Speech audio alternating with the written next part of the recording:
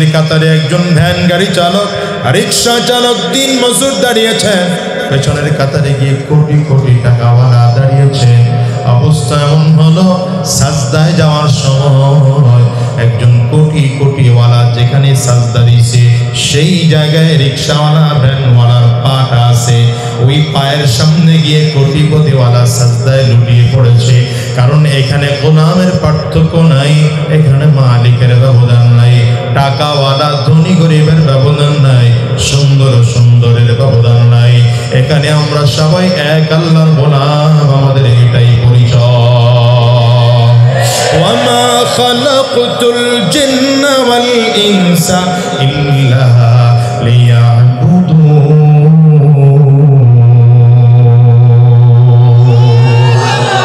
আমরা সবাই কার গোলাম? আঙ্গুলটা উঁচা করে চিল্লায় আমাদের রব হলেন আল্লাহ। আমরা সবাই আল্লাহর গোলাম। আমাদের রবকে জোরে বলেন আল্লাহ আমার রব, এই রবই আমার সব। জোরে আল্লাহ আমার দামে দামে তন মনে তারিও, দামে দামে তন মনে তারিও। আল্লাহ আমার রব, এই রবই আমার সব। আল্লাহ আমার রব, এই রবই আমার সব। ঠিক কিনা? আমাদের রব হলেন আমাদের আল্লাহ। আমরা সবাই আল্লাহর গোলাম। এই জন্য নিজের অস্তিত্বকে মাটির মধ্যে বিলীন করে দিয়া মসজিদের মধ্যে ঢোকার পরে টাকাওয়ালার পার্থক্য থাকে না, দুনিয়ার গরিবের পার্থক্য থাকে না, সুন্দর আর সুন্দরের পার্থক্য থাকে না। এখানে সবাই এক, আমরা সবাই এক আল্লাহর গোলাম। মানুষ তো শান্তির জন্য দৌড়ায়, কিন্তু জানে না আসলে শান্তি কোন জায়গায় আছে। ইসলামের মধ্যে আসল শান্তি আছে। ইসলাম শব্দের অর্থ হলো আত্মসমর্পণ করা। আত্মসমর্পণ করলে অটোমেটিক শান্তি চলে আসে। আপনি যখন দুই পক্ষে ঝগড়া হয়, এক পক্ষ যখন আত্মসমর্পণ করে, দ্বিতীয় পক্ষ কোনোদিন তাকে শত্রুকে আক্রমণ করে না, অটোমেটিক তার মধ্যে শান্তি চলে আসে। মুসলমান কোন ব্যক্তি যদি নিজের আপদ বস্তু আল্লাহর কুদরতি পায়ের সামনে দাঁড় করায় বলে, আয় আল্লাহ, আমি আমাকে তোমার সামনে আত্মসমর্পণ করে দিলাম, আল্লাহর কসম করে বলে শান্তি প্রতিষ্ঠিত করতে রাজি। ঠিক কিনা বলেন? কিন্তু এখন মানুষ ইসলাম বাদ দিয়ে দৌড়ায় বাবার দরবারে। আপনাদের এলাকায় মনে হয় না? কথা বলেন না কেন? শান্তি প্রতিষ্ঠিত করার জন্য, শান্তি পাওয়ার জন্য বাবার দরবারে দৌড়ায়। কেউ তো বন্ধ পীরের দরবারেও দৌড়ায়। নামাজও নাই, রোজা নাই, হজ নাই, যাকাত নাই, নিজের গরুটাও নিয়া, আতালের গরু আর মহিষারেও নিয়া বাবার দরবারে হাজিরি করায়। বাবারে, একবারের জন্য কি হিসাব নিলাও নাই? তোমার নিজের গরুটা যে বাবার দরবারে দিয়ে দিলা, জান্নাত মোটেও আগাইতে পারো না, বরঞ্চ গরু দেওয়ার কারণে গরুটো গুনাহগার হয়ে বিদায় হইলা। যদি তারে জিজ্ঞাসা করেন কেন পীরের দরবারে দৌড়াও, উত্তর ওইটাই দিবে, শান্তির জন্য দৌড়াই।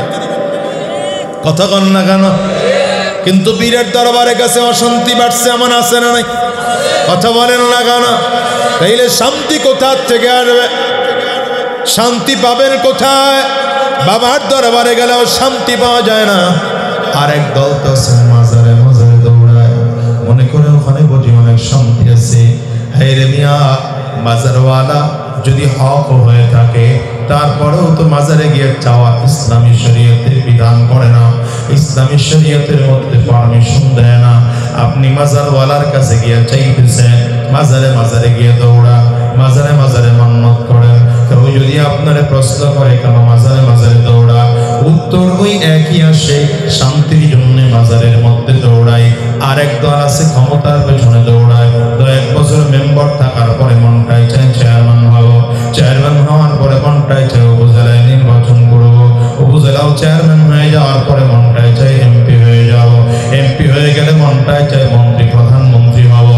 এক এক করে করে ক্ষমতার বাউন্ডারির পেছনে পেছনে দৌড়ায়। এও যদি জিজ্ঞাসা করেন, আরে বন্ধু ক্ষমতার পেছনে কেন দৌড়াও? এই আল্লাহর বান্দা বলবে, শান্তির জন্য ক্ষমতার পেছনে দৌড়ায়, কারণ ক্ষমতা যত পাওয়া যাবে তত শান্তি পাওয়া যাবে। র্যাব আমার কথায় চলবে, আর্মি আমার কথায় চলবে, বিডিআর আমার কথায় চলবে, পুলিশ আমার কথায় চলবে, আইন শৃঙ্খলা রক্ষা বাহিনী আমার কথায় চলবে, এলাকার যুবকগুলো আমার কথায় চলবে, সব আমার কথায় চলবে, আমি শান্তি পাবো।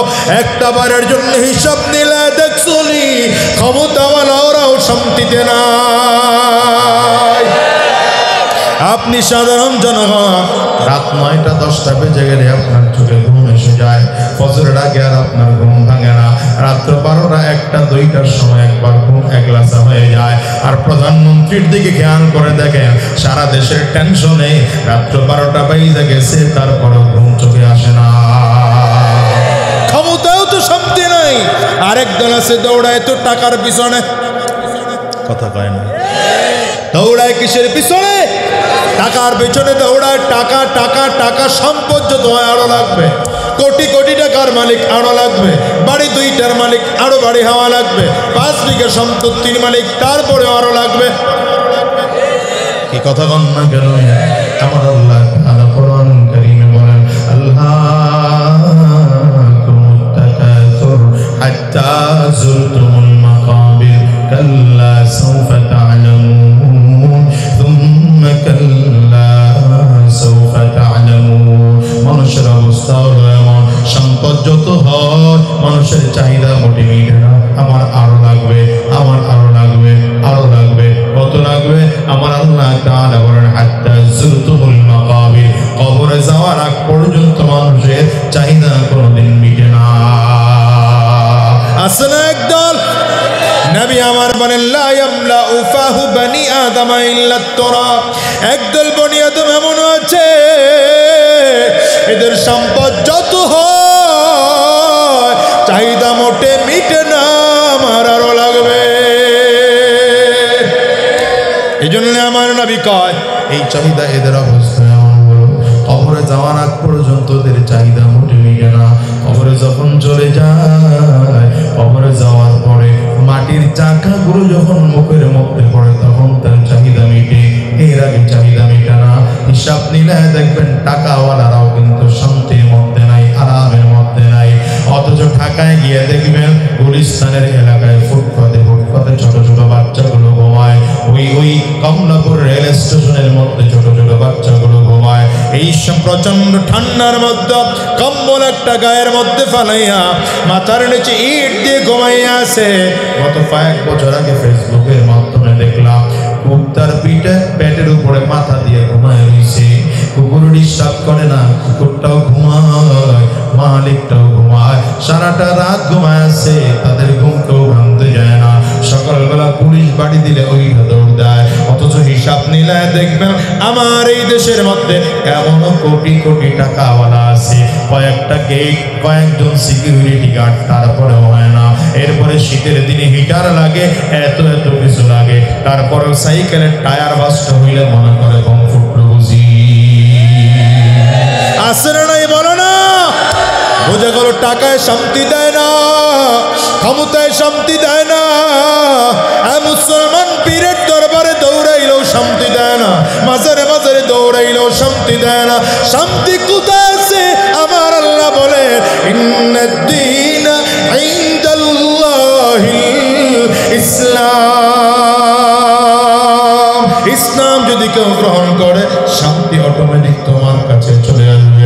সাহাবায়ে কেরামদের কাছে আপনার আমার মতো টাকা ছিল না, এত ক্ষমতা ছিল না, এত পাওয়ার ছিল না, কিন্তু সাহাবায়ে কেরামদের কলিজা বড় শান্তি, ঠিক না?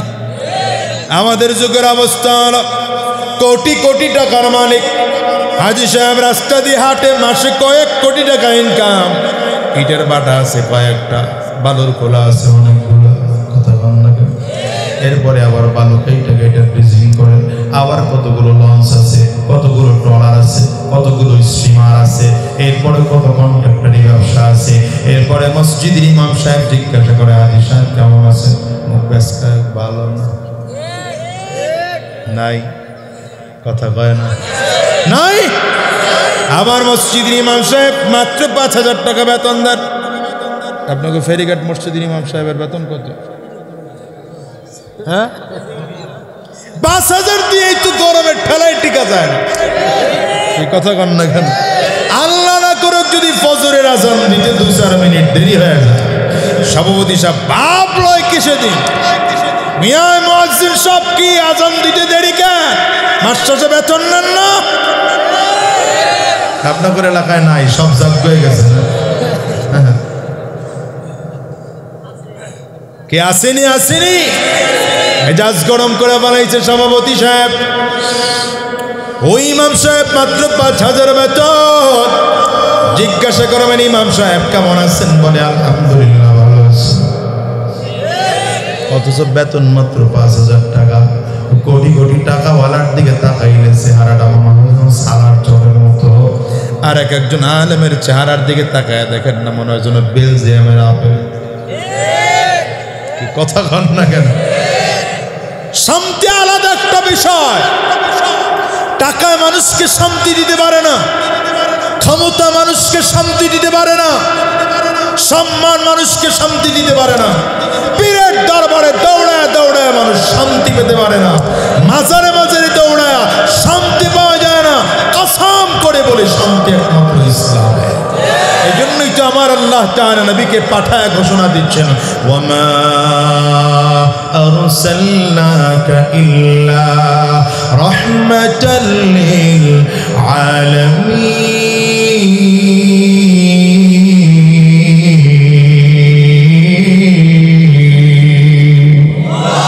পয়গম্বর আপনাকে জগৎবাসীর জন্য রহমত বানাইয়া পাঠাইলাম। আপনি জগৎবাসীর জন্য রহমত। নবী আসার আগে আগে জমিনের মধ্যে মারামারি, কাটাকাটি, হিংসা, হাসাদ আর ফাসাদ ছিল। আমার নবী আসার পরে এগুলো আস্তে আস্তে করে দূর হয়ে যায়, আস্তে আস্তে করে দূর হয়ে যায়। অবস্থা কেমন মুসলমান জানুনি? কাবার রিকনস্ট্রাকশনের কাজ যখন হচ্ছে, কাবার সংস্কারের কাজ যখন হচ্ছে, এই হাজরে আসওয়াদ যেটা এখন আছে, হাজার হাজার লক্ষ লক্ষ হাজী সাহেবরা পাথরের মধ্যে গিয়ে জমা দেয়। এই পাথরটাকে কোন বংশ রাখবে এটা নিয়ে মারামারি শুরু হয়ে গেল। এক এক বংশ ঈসা মক্কার বংশগুলো বলে আমরা কুরাইশ বংশ, আমাদের মধ্যে সবচেয়ে বড় দামি আমরা এই পাথরটা কাবার মধ্যে সেট করব। আরেক বংশ এসে বলে আমরা কাবায় সেট করব। আরেক বংশে গিয়ে বলে আমরা কাবায় সেট করব। রাহমাতুল লিল আলামিন দেখলেন কাবার নির্মাণ কাজ কমপ্লিট হয়ে গেল, তবে পাথর রাখা নিয়ে পরিস্থিতি এমন জায়গায় চলে গেল যে মারামারি পর্যন্ত হয়ে যাবে। রহমতের নবী আমার আস্তে করে নিজের মাথা থেকে পাগড়িটা খুললে, মাথার থেকে পাগড়িটা কইলা জমিনের মধ্যে বিছাইয়া নিজের হাতে পাথরটা উঠাইয়া পাগড়ির উপরে রাখলেন। রাহমাতুল লিল আলামিন বললেন ঝগড়া ঝাগড়ি করা যাবে না, মারামারি করা যাবে না, দাঙ্গা হাঙ্গামা করা যাবে না। আমি একটা বুদ্ধি আর পরামর্শ দিই, আপনারা মেনে নেন। সব গোত্র মিলে এই পুরো চারিদিক করে করে ঘুরায় ঘুরায় কাপড়টাকে ধরেন। সব গোত্র মিলে পুরো কাপড়টা চারিদিক ধরেছে। এবার সবাই খুশি, সবাই খুশি। আস্তে আস্তে করে জায়গায় নিয়ে যান। রাহমাতুল লিল আলামিন সবার সামনে সামনে চলেন। আমার নবীর তখনও বয়স মাত্র 12, 14, 15 বছর। এই বয়সী আমার নবী, রহমতের নবী ডেকে বললেন এবার এক পাশ নিচু করে দেন, আর এক পাশ উঁচু করে দেন। এক পাশ উঁচু করে দেওয়া হলো, কাপড়ের আরেকটা পাশ নিচু করে দেওয়া হলো। পাথরটা গড়ায় গড়ায় গড়ায় গড়ায় জায়গায় গিয়ে সেট হয়ে গেল। এখনো যেই জায়গায় সেট আছে, মক্কার মানুষেরা তাকাইয়া তাকাইয়া দেখি এই যে মুহাম্মদ এমন একজন মানুষ আমাদের সমস্ত অশান্তি দূর করে শান্তি দিয়েছে। ও মেরা নবী মেরা নবী মেরা নবী হ্যায়, ও মেরা নবী মেরা নবী মেরা নবী হ্যায়। কষ্ট হয় বলেন না, ও মেরা নবী মেরা নবী মেরা নবী হ্যায়, ও মেরা নবী मेरा नबी मेरा नबी है, वो जिसके लिए महफिल कौनैन सजी है, फिरदौस से बड़ी जिसके वसीले से बनी है। वाशिम मक्की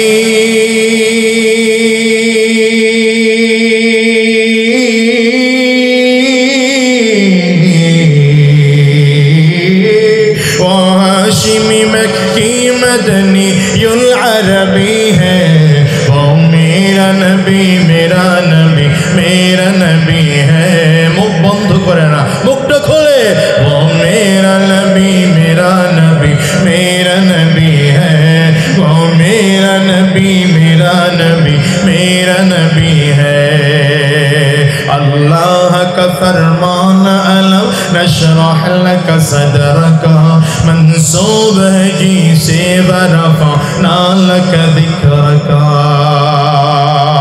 अल्लाहु अकबर चिल्ला वाला अमिया कुरानुल करीम अल्लाह ताला 25 জন নবীর নাম নিয়েছেন সবাইকে আল্লাহ তাআলা নাম ধরে ডেকেছেন আদম আলাইহিস সালামকে আল্লাহ নাম ধরে ডেকেছেন ইয়া আদম উসকুন আনতা ওয়া যাওজুকাল জান্নাহ ঈসা আলাইহিস সালামকে আল্লাহ তাআলা নাম ধরে ডেকেছেন ইয়া ঈসা খুযিল কিতাবা বিকুওয়া আল্লাহ তাআলা নূহ আলাইহিস সালামকে নাম ধরে ডেকেছেন ইব্রাহিম আলাইহিস সালামকে নাম ধরে ডেকেছেন ইসমাঈল আলাইহিস সালামকে নাম ধরে ডেকেছেন আইয়ুব আলাইহিস সালামকে নাম ধরে ডেকেছেন দাউদ আলাইহিস সালামকে নাম ধরে ডেকেছেন আমার নবীকে আল্লাহ তাআলা নাম ধরে ডাকেন না তাহা বলে ডাকেন ইয়াসিন বলে ডাকেন ইয়া আইয়ুহাল মুযাম্মিল বলে ডাকেন ইয়া আইয়ুহাল মুদ্দাসসির বলে ডাকেন আল্লাহু আকবার চিৎকার করে জোরে বল আমিয়া আমিয়া আমার নবীকে আল্লাহ তাআলা কত চমৎকার করে পুরনো স্মৃতি স্মরণ করিয়ে দিচ্ছেন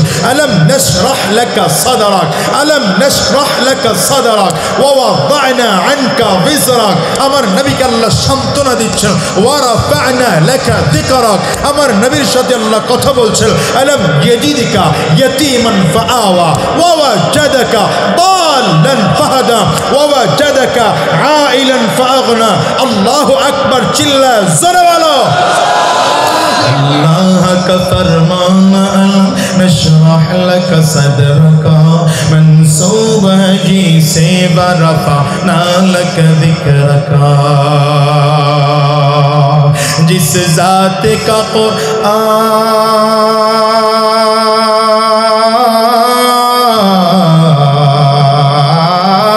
जिस ज़ात का कुरान में भी ज़िक्र जली है वो मेरा नबी मेरा नबी मेरा नबी है वो मेरा नबी मेरा नबी मेरा नबी है वो मेरा नबी है যুবক কাকে নেতা বানাইছো বলো যার নেতৃত্বে চলো ওই নেতাও ঘুষ খায় তুমিও তো ঘুষ খাও নেতাও সুদ খায় তুমিও সুদ খাও নেতাও খারাপ রাস্তায় চলে তুমিও খারাপ রাস্তায় চলো নেতাও জিনাখোর তুমিও জিনাখোর নেতাও দ্বীনের রাস্তায় চলতে পারে না তুমিও দ্বীনের রাস্তায় চলতে পারো না নেতার মাথায় টুপি নাই তোমার মাথায় টুপি নাই নেতার মুখেও দাড়ি নাই তোমার মুখেও দাড়ি নাই আরে যুবক তুমি নেতা বাদ দিয়ে যদি আমার নবীকে নেতা মানতা আমার নবীকে নেতা মানতা নবীর মাথায় টুপি ছিল তোমার মাথায় টুপি থাকতো নবীর মুখেও দাড়ি ছিল তোমার মুখেও দাড়ি থাকতো নবীর সুন্নতি পোশাক ছিল তোমার সুন্নতি পোশাক থাকতো আমার নবী জান্নাতের রাস্তায় চলেছিল তুমিও জান্নাতের রাস্তায় চলতে চিল্লায় আওয়াজ করে বলো ঠিক কিনা اللهم صل على محمد وعلى آل محمد كما صليت على إبراهيم وعلى آل إبراهيم إنك حميد مجيد اللهم بارك على محمد وعلى آل محمد كما باركت على إبراهيم وعلى آل إبراهيم إنك حميد مجيد لا إله إلا الله জোরে জবান খুলে আওয়াজ দিয়ে সকলে লা ইলাহা ইল্লাল্লাহ লা ইলাহা ইল্লাল্লাহ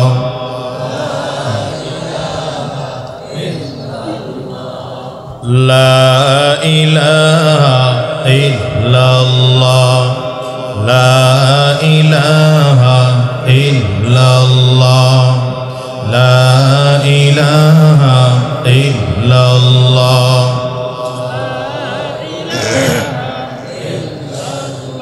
লা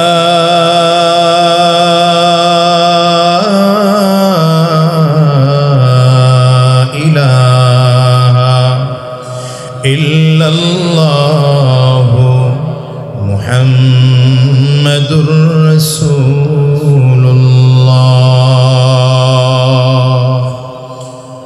দবদবিয়া যুব সমাজের উদ্যোগে আয়োজিত আজকের দ্বিতীয় বার্ষিক ওয়াজ মাহফিল ও হালকায় জিকিরের মোহতারাম সম্মানিত সভাপতি, সম্মানিত প্রধান অতিথি, বিশেষ অতিথিবৃন্দ, মঞ্চে উপস্থিত জাতির রাহবার, জাতির সরদার সরতাজ হযরত উলামায়ে কারাম, সম্মুখপানে সমবেত দিন প্রিয়, ইসলাম প্রিয়, দিনদার, ইমানদার, মুমিন মুসলমান মর্দে মুজাহিদ ভাইরা, মুরব্বী বাবাজিরা, যুবক বন্ধুরা, কচিকাচা মাসুম বাচ্চারা, পর্দার অন্তরালে অবস্থানরতা সম্মানিতা শ্রদ্ধেয়া মা ও বোনেরা, আল্লাহ পাকের শুকর যে আল্লাহ তাআলা আপনাকে আমাকে অত্যন্ত দয়া করে, মায়া করে, মহাব্বত করে ভালোবেসে আজকের এই কোরআনী মজলিসে, জান্নাতি বাগানে, ইমানদারদের মজলিসে, আল্লাহ ওয়ালাদের মজলিসে, বিশেষ করে আল্লাহ পাকের জাকিরিন ও শাকিরিন বান্দাদের মজলিসে যে আল্লাহ তাআলা আপনাকে আমাকে আসার বসার তৌফিক দান করেছেন, সে মহান রব্বুল ইজ্জত ওয়াল জালালের দরবারে শুকর আদায় করি।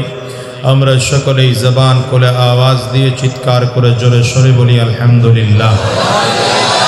আমি আপনাদের সামনে কোরআনুল কারীমের আয়াত সমূহের মধ্য থেকে একটি আয়াতে কারিমা তিলাওয়াত করেছি। আল্লাহ রাব্বুল আলামিন ইরশাদ করেন, ইন্নাদ দীনা ইনদাল্লাহিল ইসলাম।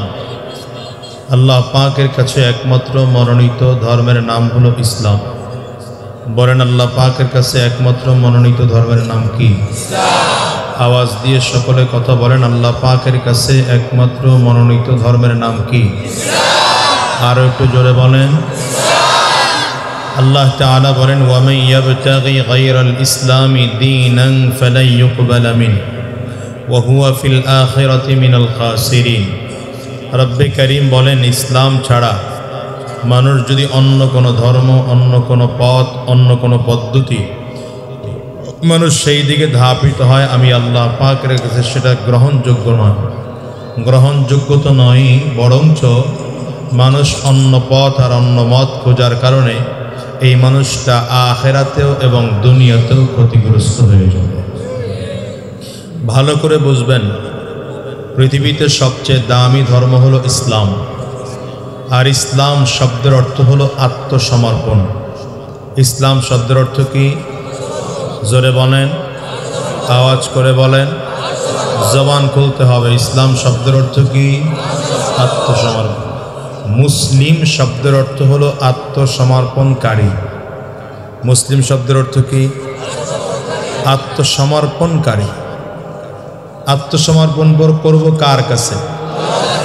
আঙ্গুলটা উঁচা করে। আত্মসমর্পণ করব কার কাছে? আল্লাহর কাছে। এক কথায় আল্লাহ তাআলাকে বুঝাইতে হবে, আমার দুনিয়ার কোনো জ্ঞান নাই, বুদ্ধি নাই, বিবেক নাই, ইচ্ছা নাই, স্বাধীনতা নাই। আমার যা কিছু সব আল্লাহর কাছে আমি সুপর্দ করে দেব। এখন আমি আমার হাত চালাবো তো আল্লাহ পাকের হুকুমে, পা চালাবো তো সেটাও আল্লাহ পাকের হুকুমে, আমার চোখ দিয়ে দেখবো তো সেটাও আল্লাহর হুকুমে, আমার ব্রেন দিয়ে চিন্তা করব সেটাও আল্লাহ পাকের হুকুমে, আমার সমস্ত অঙ্গ প্রত্যঙ্গ আল্লাহ পাকের হুকুমে চলবে।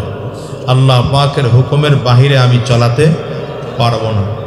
এই মানুষের ইচ্ছা, শক্তি সব কিছু যখন আল্লাহ পাকের হুকুমের কাছে সুপুর্দ করে দেওয়া হয়, এই সুপুর্দ করে দেওয়ার নামই হলো একজন মুসলিম।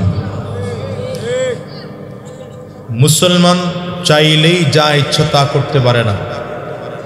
ইহুদির সন্তানেরা যা মনে চায় তা পারে, খ্রিস্টানের সন্তানেরা যা মনে চায় তাই করতে পারে। বৌদ্ধের সন্তানেরা যা মনে চায় তা করতে পারে, হিন্দুর সন্তানেরা যা মনে চায় তাই করতে পারে, মুসলমানের সন্তানেরা যা ইচ্ছা তা করবে, এটা হতে পারে না। জোরে বলেন। মুসলমানের সন্তানেরা যা ইচ্ছা তা করবে, এটা হতে পারে না। বরঞ্চ মুসলমানের চলার একটা হিসাব আছে, কথা বলার হিসাব আছে। কারণ মুসলমানদের আদর্শ গ্রহণ করার মতো একজন নবী আছেন। কে সেই নবী? জোরে আওয়াজ দিয়ে বলেন, নবী মুহাম্মদুর রাসূলুল্লাহ। চিৎকার করে জোরে বলেন সাল্লাল্লাহু আলাইহি ওয়াসাল্লাম। মুসলমানদের নবী মুসলমানদেরকে আদর্শ শিখিয়ে গিয়েছেন। সাউন্ড বাড়াও না আরো ভাই। মুসলমানদেরকে আদর্শ শিখিয়ে গিয়েছেন, মুসলমানদেরকে তহজিব ও তামাদ্দুন শিখিয়ে গিয়েছেন, মুসলমানদের সংস্কৃতি শিখিয়ে গিয়েছেন। মুসলমানের চলাফেরা কেমন হবে, উঠা বসা কেমন হবে, লেনদেন কেমন হবে, কাজকর্ম কেমন হবে, সব কিছু আমার নবী বিশ্ব নবী রাহমাতুল লিল আলামিন উম্মতকে শিখিয়ে গিয়েছেন। উম্মত যখন নবীজির এই তরিকা আর পদ্ধতি অনুযায়ী চলতে আরম্ভ করবে, দুনিয়ায়ও শান্তি পাবে, পরকালেও শান্তি পাবে। মানুষের কাজ হলো, প্রত্যেকজন ইমানদারের কাজ হলো আমার জীবনের সকল চাহিদা, আমার জীবনের সকল কাজ, আমার জীবনের সকল ইচ্ছা, আমার জীবনের সকল চাওয়া পাওয়া সব কিছু কার জন্যে? জোরে বলেন, ইন্না সালাতি ওয়া নুসুকি, ইন্না সালাতি ওয়া নুসুকি ওয়া মাহইয়ায়া ওয়া মামাতি লিল্লাহি রাব্বিল আলামিন।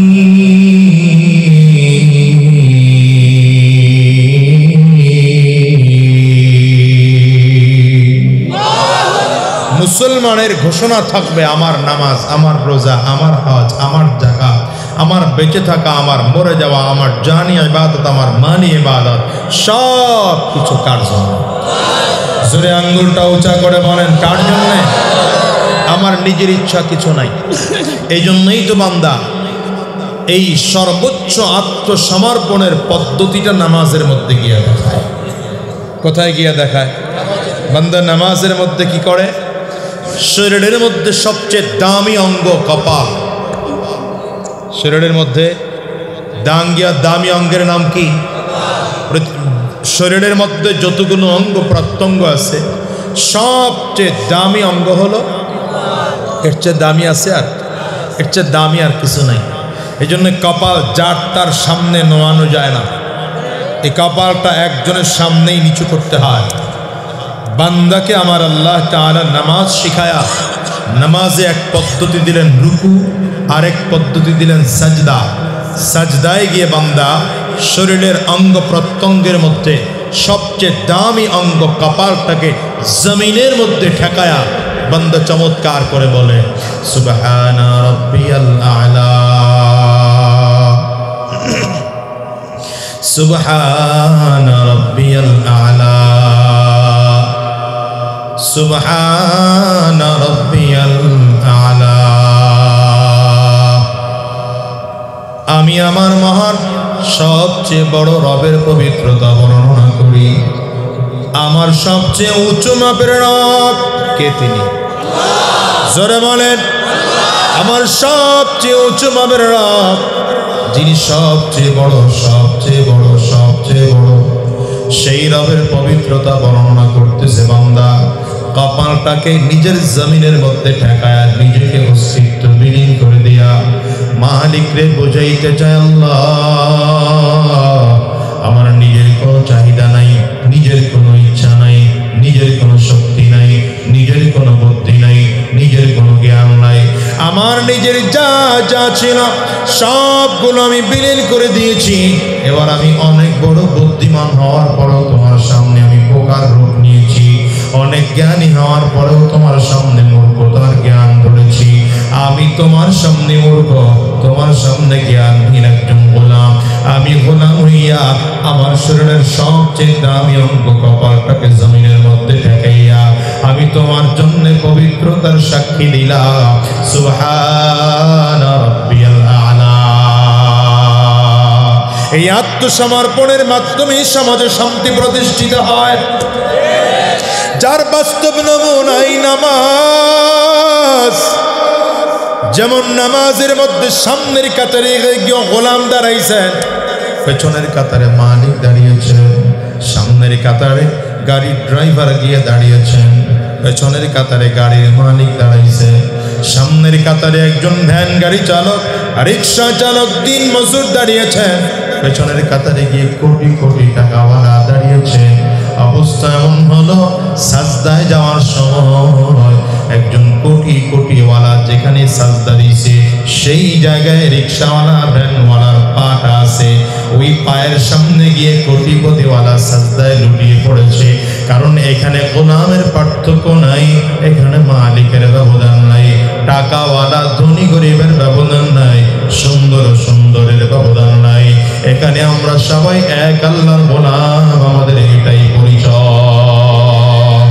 ওয়ামা খালাকতুল জিন্না ওয়াল ইনসা ইল্লা লিয়াবুদুন।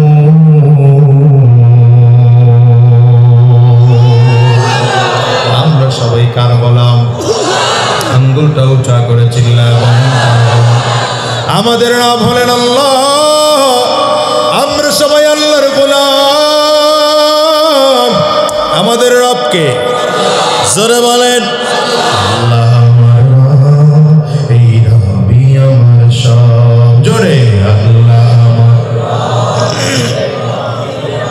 দামে দামে তোন মনে তারিও, দামে দামে তোন মনে তারিও।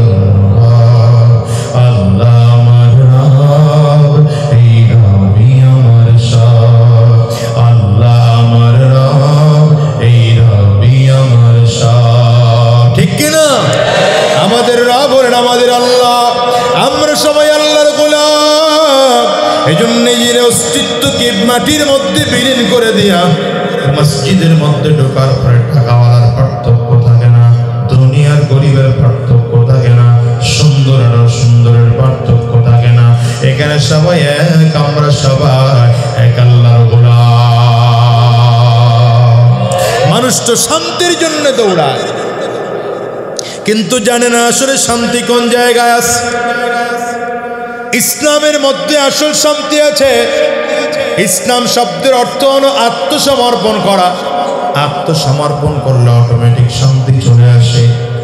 আপনি যখন দুই পক্ষে ঝগড়া হয়, এক পক্ষ যখন আত্মসমর্পণ করে, দ্বিতীয় পক্ষ কোনোদিন তাকে শত্রুকে আক্রমণ করে না, অটোমেটিক তার মধ্যে শান্তি চলে আসে।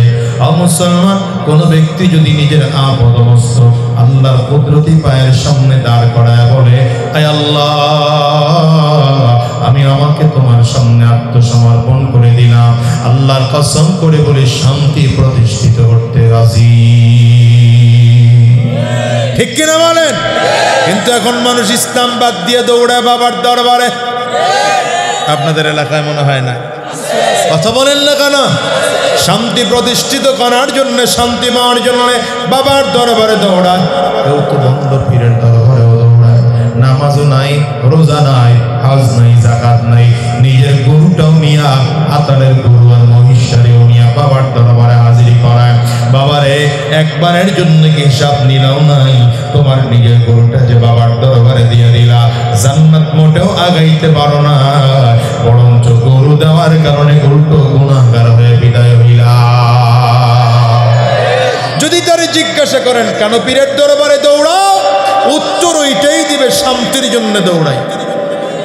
কথা কন না কেন? কিন্তু পীরের দরবারে কাছে অশান্তি বাড়ছে, এমন আছে না নাই? কথা বলেন না কেন? তাইলে শান্তি কোথা থেকে আসবে? শান্তি পাবেন কোথায়? বাবার দরবারে গেলেও শান্তি পাওয়া যায় না। আরেক দল তো মাজারে মাজারে দৌড়ায়, মনে করে ওখানে বুঝি অনেক শান্তি আছে। হে রে মিয়া, মাজারওয়ালা যদি হক হয়ে থাকে, তারপরেও তো মাজারে গিয়ে চাওয়া ইসলামী শরীয়তের বিধান করে না, ইসলামী শরীয়তের মধ্যে পারমিশন দেয় না। আপনি মাজারওয়ালার কাছে গিয়ে চাইতেছেন, মাজারে মাজারে গিয়ে দৌড়া, মাজারে মাজারে মান্নত করেন। কেউ যদি আপনারে প্রশ্ন করে কেন মাজারে মাজারে দৌড়া, উত্তর ওই একই আসে, শান্তির জন্য মাজারের মধ্যে দৌড়ায়। আরেক দল আছে ক্ষমতার পেছনে দৌড়ায়।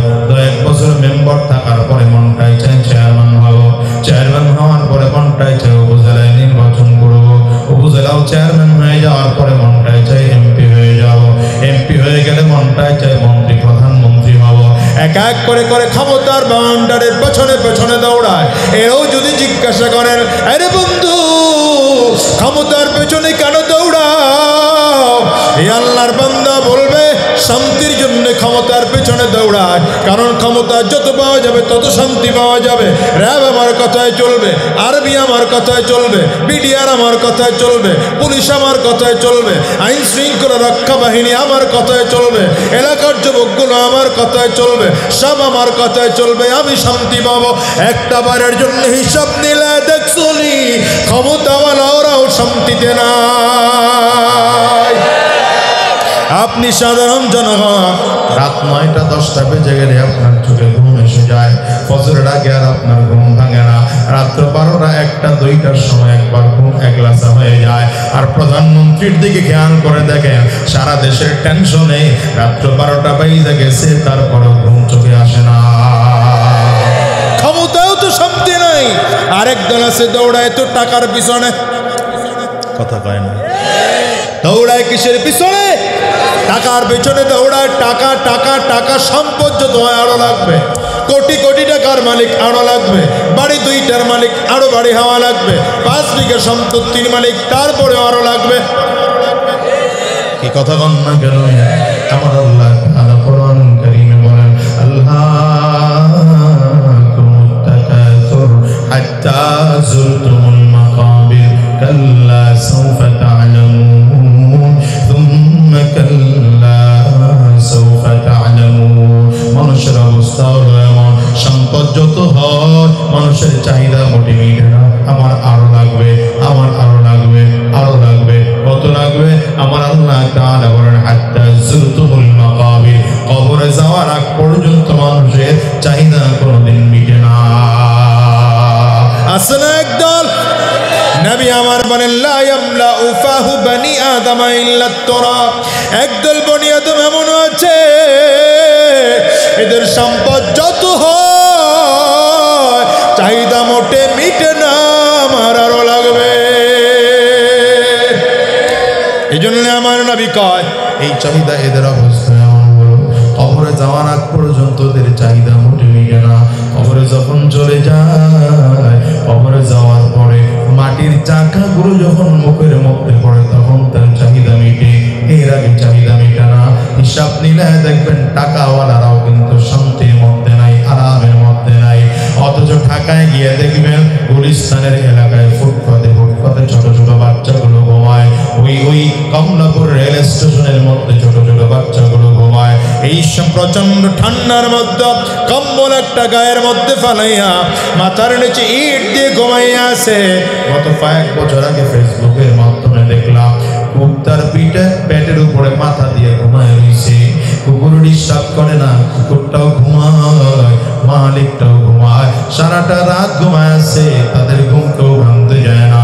সকালবেলা পুলিশ বাড়ি দিলে ওইটা দৌড় দেয়। অথচ হিসাব নিলে দেখবেন আমার এই দেশের মধ্যে এমন কোটি কোটি টাকাওয়ালা আছে, কয়েকটা গেট, কয়েকজন সিকিউরিটি গার্ড, তারপরেও হয় না। এরপরে শীতের দিনে হিটার লাগে, এত এত কিছু লাগে, তারপরেও সাইকেলের টায়ার বাস্ট হইলে মনে করে কমফোর্ট বুঝি আসে না, নাই বলো না? বোঝা গেল টাকায় শান্তি দেয় না, ক্ষমতায় শান্তি দেয় না। মুসলমান পীরের দরবারে দৌড়াইলেও শান্তি দেয় না, মাজারে মাজারে দৌড়াইলেও শান্তি দেয় না। শান্তি কোথায় আছে? আমার আল্লাহ বলে, ইন্নাদ-দীনা ইনদাল্লাহিল ইসলাম।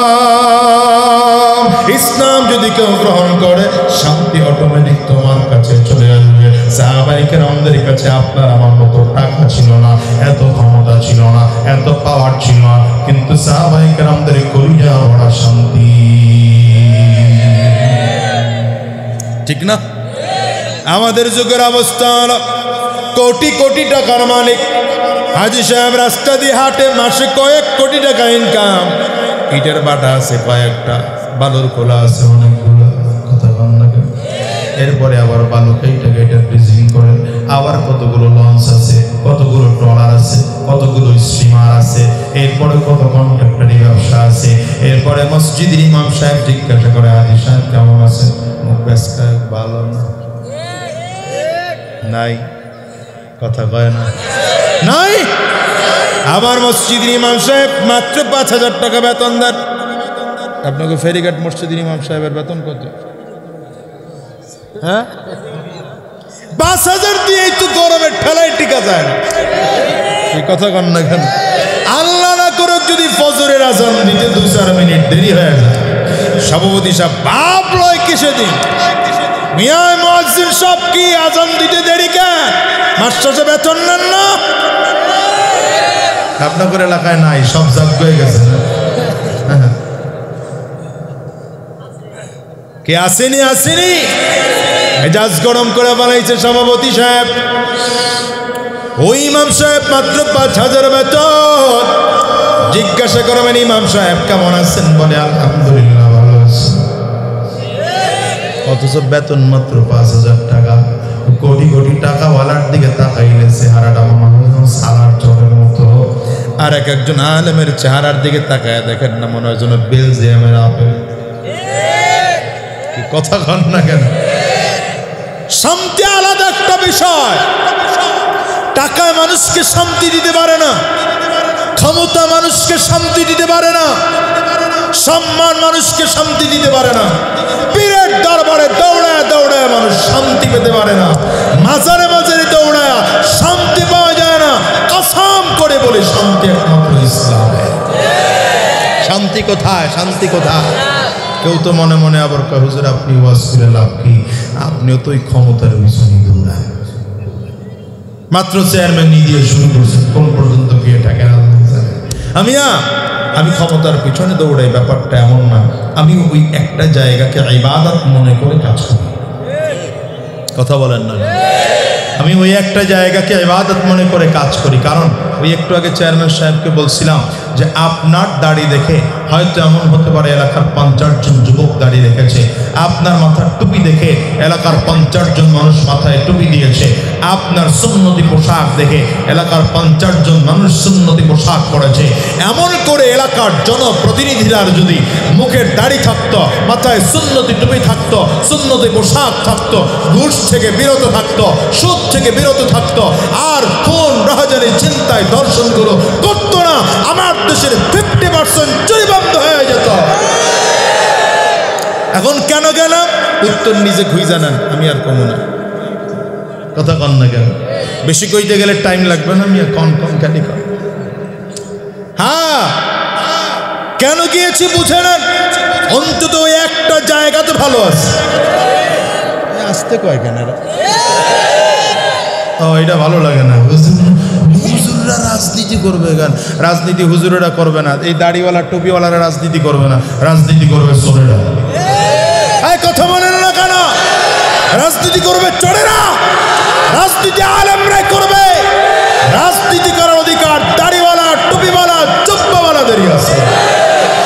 জ্যাকেট সে বেশি কমো না, পরে আবার করবেন রাজনীতির ওয়াজ করে গেছে। আনছেন রাজনীতির মানুষ, কিছু কথা তো শুনাই না। তাহলে বলেন শান্তি কোথায় আছে? ভালো করে বলেন, ভালো করে বলেন, আরো জোরে বলেন। ইসলাম হলো চিরদিন শান্তি সুখের নিশানা, ইসলাম ছাড়া অন্য সবই জাহান্নামের ঠিকানা। ইসলাম হলো চিরদিন শান্তি সুখের নিশানা, ইসলাম ছাড়া অন্য সবই জাহান্নামের ঠিকানা। ঠিক কিনা বলো? কেউ করে গণতন্ত্র, কেউ বা সমাজতন্ত্র, কেউ করে গণতন্ত্র, কেউ বা সমাজতন্ত্র। আসলে সব পেট পূজায় আর ভণ্ডামি আর বাহানা, আসলে সব পেট পূজায় আর ভণ্ডামি আর বাহানা। ইসলাম ছাড়া অন্য সবই জাহান্নামের ঠিকানা। ইসলাম হলো চিরদিনের শান্তি সুখের নিশানা, ইসলাম ছাড়া অন্য সবই জাহান্নামের ঠিকানা।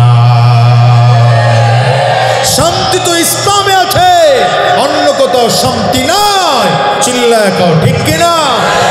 এই যে বর্তমান যুগ আমরা আধুনিকতার যুগ, দেশটাকে আমরা আধুনিক করার জন্য চেষ্টায় আছি। হুজুর চলে আসছেন, হুজুর এখানে আসে, হুজুর এখানে আসে।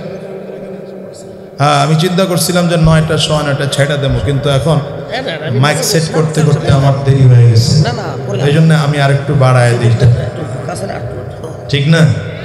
আর যুবকরা কই? যুবকরা খুঁজে পাই না কেন? এই যুবকরা সবাই চলে আসে। যুবকরা কোথায়? তাড়াতাড়ি করে 2-4-5 মিনিটের মধ্যে এখানে চলে আসে। যুবকদের দরকার। যেহেতু মাইক সেট হইতে হইতে একটু দেরি হচ্ছে, এই জন্য আজ কম করে গেলে আবার আপনারা বদনাম করবেন। সত্য হইলেও তো নিজেরা তবে নিজেরা এত দাবি করেন না, আপনারা জালো কাইটা মানুষ, আমরা পরিশুদ্ধ মানুষ। হ্যাঁ, এই তো মাশাআল্লাহ। তারপরে এক করে নেওয়ার ফিকির আছে। আমরা একই জায়গার মানুষ, ঠিক কিনা বলেন? যদিও জেলা ভিন্ন হোক, কিন্তু আমাদের যাতায়াত একই জায়গায়, চলাফেরা একই জায়গায়। সর্বশ্রেষ্ঠ কথা হলো আমরা এক বাবার সন্তান, আদম আলা নবিয়িনা আলাইহিস সালাতু ওয়াস সালাম। চিৎকার করে বলুন ঠিক কিনা? এই জন্য আমাদের মধ্যে কোনো পার্থক্য নাই, আমরা সবাই এক, ঠিক না? আমি একটু সময় বাড়ায় নিব তাইলে, কারণ যেহেতু দেরি করে ফেলাইছে, পরে যুবকরা কেব হুজুরে আন্তাজি গুমতাজি কি করে চেয়ে গেল, এই জন্য লম্বা নিতেছে আর একটু সময়। হ্যাঁ, আমার ভালো করে বোঝেন, শান্তি একমাত্র ইসলামের মধ্যে আছে। কারণ সাহাবায়ে কারাম, দেখেন তো আমার অবস্থা, সাহাবায়ে কারাম যারা ছিলেন জাহান্নামের আসামি, এই সাহাবায়ে কারাম ইসলামের কাছে এসে আত্মসমর্পণ করে কালিমা পড়ে মুসলমান হয়ে যায়। নবীজির ইসলাম, নবীজি জমিনে আসার আগ মুহূর্তটা দেখেন, যুগটা ছিল জাহালাতের যুগ, মূর্খতার যুগ, যুগটা ছিল মারামারি, কাটাকাটি, হিংসা, হাসাদ, ফাসাদ, দ্বন্দ্ব, এগুলো দিয়ে ভরপুর ছিল। নিত্যদিন মক্কায় মারামারি আর কাটাকাটি হতো।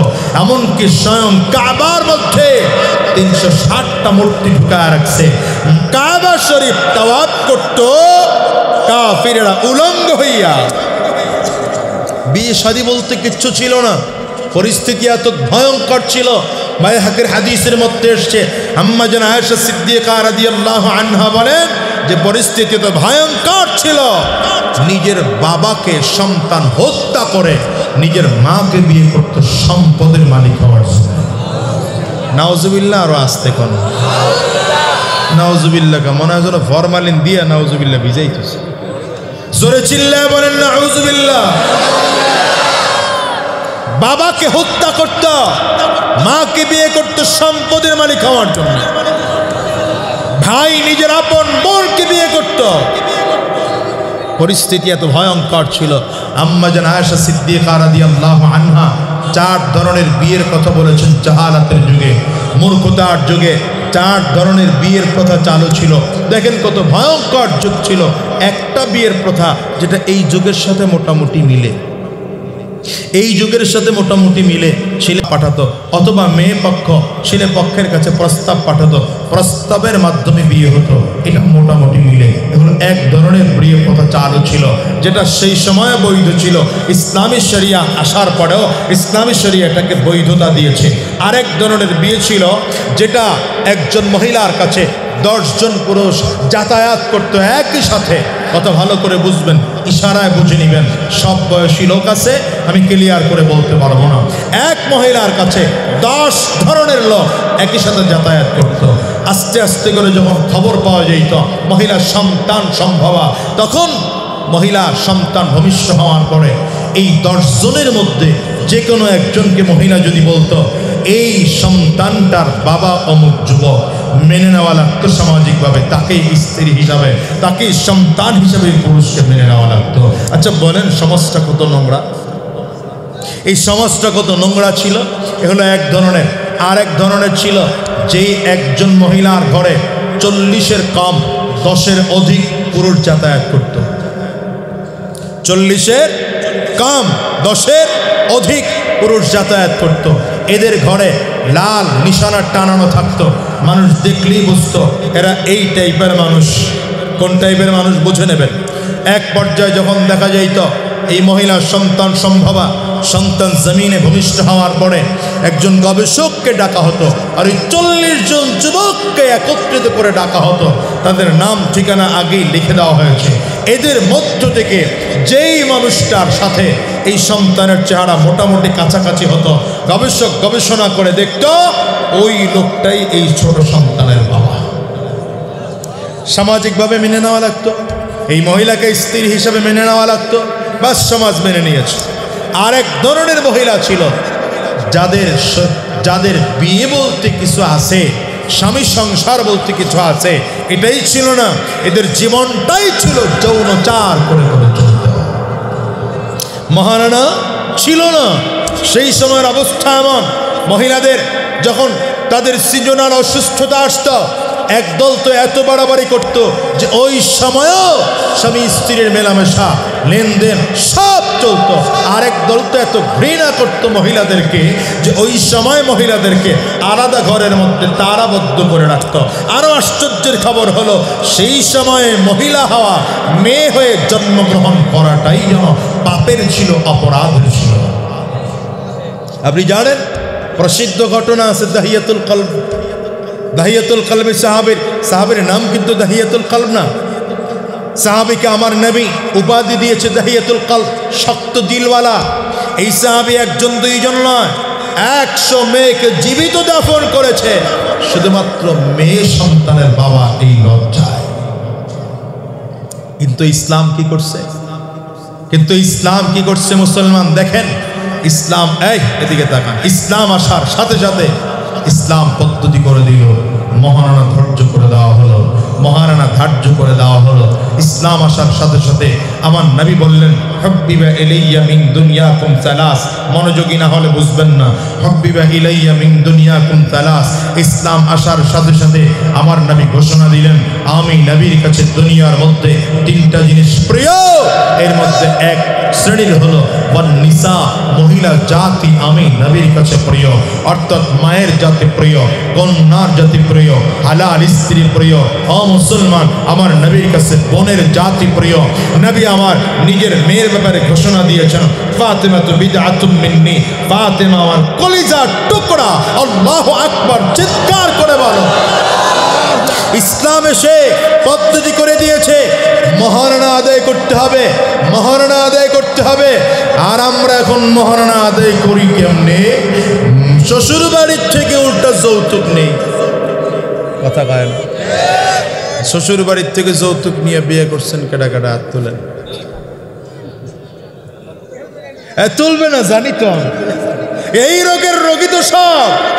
কথা কন না, কত বড় আহাম্মক, নিমক হারাম। দেখেন, বিয়ে যেদিন বউ উঠায় নিয়ে আসবে, নিজের ঘরের থেকে সব পুরনো ফার্নিচার গুলো বের করে ঘরটারে ক্লিয়ার করে ওই শ্বশুর বাড়ির থেকে নতুন ফার্নিচার এনে ঢোকাবে।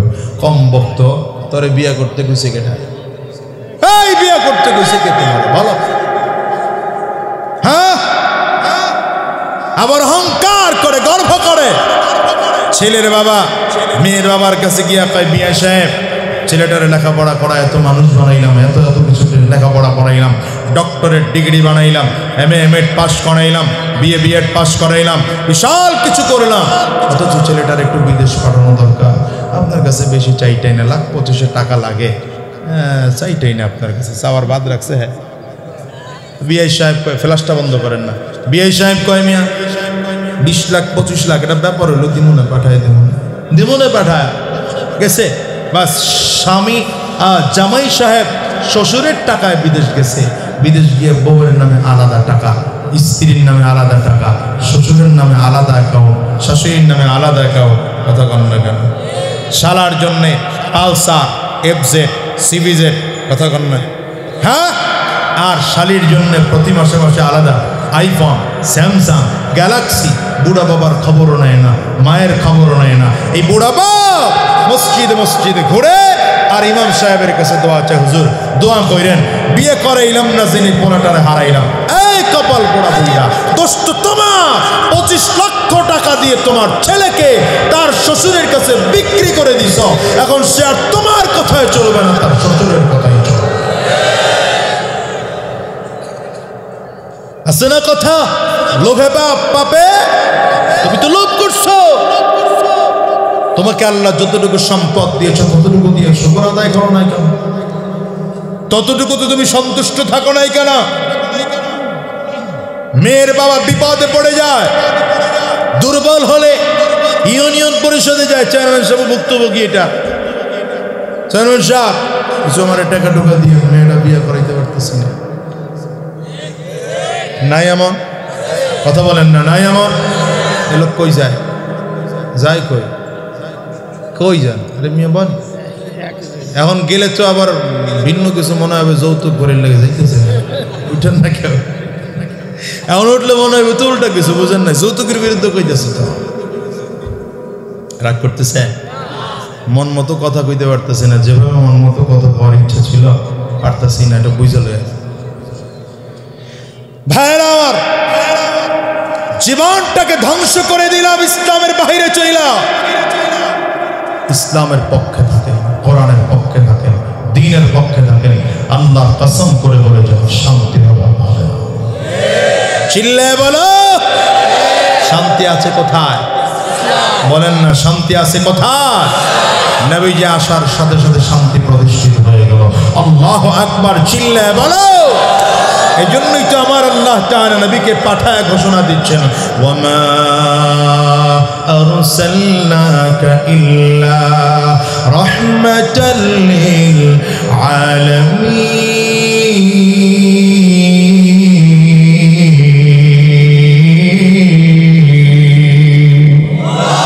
পয়গম্বর, আপনাকে জগৎবাসীর জন্য রহমত বানাইয়া পাঠাইলাম, আপনি জগৎবাসীর জন্য রহমত। নবী আসার আগে আগে জমিনের মধ্যে মারামারি, কাটাকাটি, হিংসা, হাসাদ আর ফাসাদ ছিল। আমার নবী আসার পরে এগুলো আস্তে আস্তে করে দূর হয়ে যায়, আস্তে আস্তে করে দূর হয়ে যায়। অবস্থা কেমন মুসলমান জানুনি? কাবার রিকনস্ট্রাকশনের কাজ যখন হচ্ছে, কাবার সংস্কারের কাজ যখন হচ্ছে, এই হাজরে আসওয়াদ যেটা এখন আছে, হাজার হাজার লক্ষ লক্ষ হাজী সাহেবরা পাথরের মধ্যে গিয়ে চোমা দেয়। এই পাথরটাকে কোন বংশ রাখবে, এটা নিয়ে মারামারি শুরু হয়ে গেল। এক এক বংশ ঈশা ঈশা মক্কার বংশগুলো বলে আমরা কুরাইশ বংশ, আমাদের মধ্যে সবচেয়ে বড় দামি আমরা এই পাথরটা কাবার মধ্যে সেট করব। আরেক বংশ ঈশা বলে আমরা কাবায় সেট করব। আরেক বংশে গিয়ে বলে আমরা কাবায় সেট করব। রাহমাতুল লিল আলামিন দেখলেন কাবার নির্মাণ কাজ কমপ্লিট হয়ে গেল, তবে পাথর রাখা নিয়ে পরিস্থিতি এমন জায়গায় চলে গেল যে মারামারি পর্যন্ত হয়ে যাবে। রহমতের নবী আমার আস্তে করে নিজের মাথা থেকে পাগড়িটা খুললেন, মাথার থেকে পাগড়িটা কইলা জমিনের মধ্যে বিছাইয়া নিজের হাতে পাথরটা উঠাইয়া পাগড়ির উপরে রাখলেন। রাহমাতুল লিল আলামিন বললেন ঝগড়া ঝাগড়ি করা যাবে না, মারামারি করা যাবে না, দাঙ্গা হাঙ্গামা করা যাবে না। আমি একটা বুদ্ধি আর পরামর্শ দিই, আপনারা মেনে নেন। সব গোত্র মিলে এই পুরোটা চারিদিক করে করে ঘুরায় ঘুরায় কাপড়টাকে ধরেন। সব গোত্র মিলে পুরো কাপড়টা চারিদিক ধরেছে। এবার সবাই খুশি, সবাই খুশি। আস্তে আস্তে করে জায়গায় নিয়ে যান। রাহমাতুল লিল আলামিন সবার সামনে সামনে চলেন। আমার নবীর তখন বয়স মাত্র 12-14-15 বছর। এই বয়সী আমার নবী, রহমতের নবী, ডেকে বললেন এবার এক পাশ নিচু করে দেন, আর এক পাশ উঁচু করে দেন। এক পাশ উঁচু করে দেওয়া হলো, কাপড়ের আরেকটা পাশ নিচু করে দেওয়া হলো। পাথরটা গড়ায় গড়ায় গড়ায় গড়ায় জায়গায় গিয়ে সেট হয়ে গেল। এখনো যেই জায়গায় সেট আছে, মক্কার মানুষেরা তাকাইয়া তাকাইয়া দেখি এই যে মুহাম্মদ এমন একজন মানুষ আমাদের সমস্ত অশান্তি দূর করে শান্তি দিয়েছে। মেরা নবী